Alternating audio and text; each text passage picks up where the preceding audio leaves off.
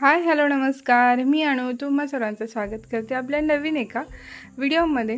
तर आज मी तयारी करते आहे डोसे बनवण्याची। तर कालच पीठ वगैरे भिजत घातलेलं होतं, वाटून ठेवलं आणि मस्त असं आपलं हे पीठ फर्मेंट झालेलं आहे। त्याची डिटेल रेसिपी हवी असेल तर मी ऑलरेडी चॅनलवर टाकलेली आहे। खूप छान पीठ तयार होतं, तुम्ही नक्कीच चेकआउट करा।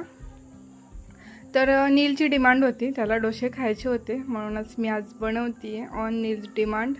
तर इथे मी करते आहे भाजीची तयारी। बटाटे शिजत टाकलेले होते, त्यानंतर हिरवी मिरची आणि कांदा देखील चिरून ठेवते आहे। तर कढीपत्ता संपलेला होता, तर आपल्या गार्डनमध्येच खूप जास्त कढीपत्ता आहे, तर तोच तोडून आणला, एकदम फ्रेश असा। त्यानंतर इकडे करते आहे मी भाजीची तयारी। मस्त एका कढईमध्ये घेतलं तेल, त्यामध्ये राई, जिरं, हिंग, कढीपत्ता छान असा तडतडू दिला। त्याच्यामध्ये बारीक कट केलेली हिरवी मिरची आणि लांब कट केलेला कांदा टाकला, छान असा तो परतून घ्यायचा। तोपर्यंत इकडे करते मी डाळीची तयारी, डाळ फ्राय बनवायची आहे।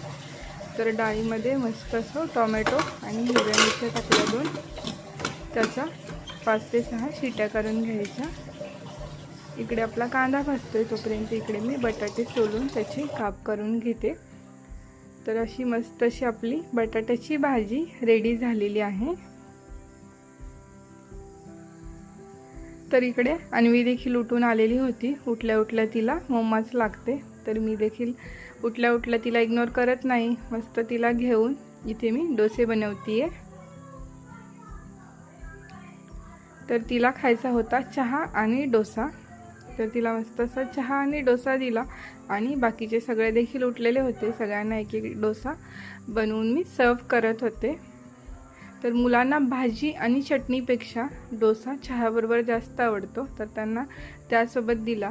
तर असा होता आपला आजचा दिवस। Stay tune, bye bye.